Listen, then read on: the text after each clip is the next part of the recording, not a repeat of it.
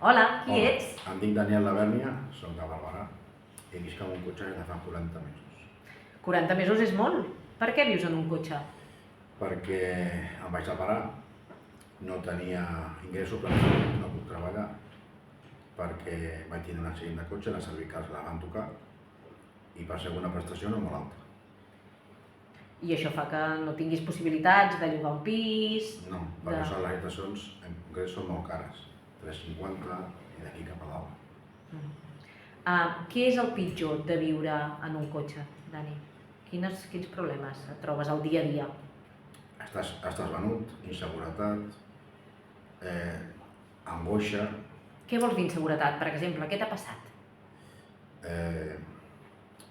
intentar obrir les portes, estan a dintre, Quan tu estaves intentant dormir, Sí. no? Que algú t'intenti... trencant el vidre, estan a dintre. Això deu fer que estàs en alerta permanent, no deus poder descansar bé mai. Home, dormint amb un asiento del cotxe sentat, o sigui, no pots estar tombat, perquè el cotxe no és molt gran i a les cervicals tampoc t'ho permeten. I tens que estar, dorms, no dorms. Dani, però tu estàs cobrant, no, la prestació? I per què no... O sigui, el que deies, que la prestació no t'arriba per poder ni llogar una habitació ni un pis i treballar?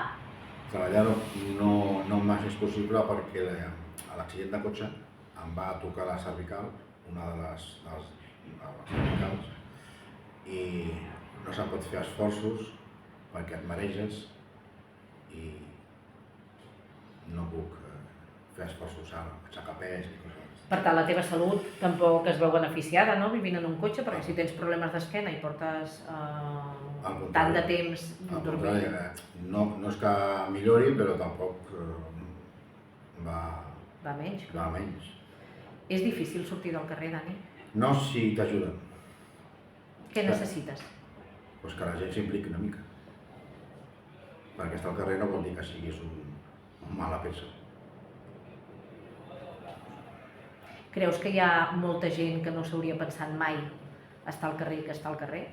Estar al carrer pot estar qualsevol.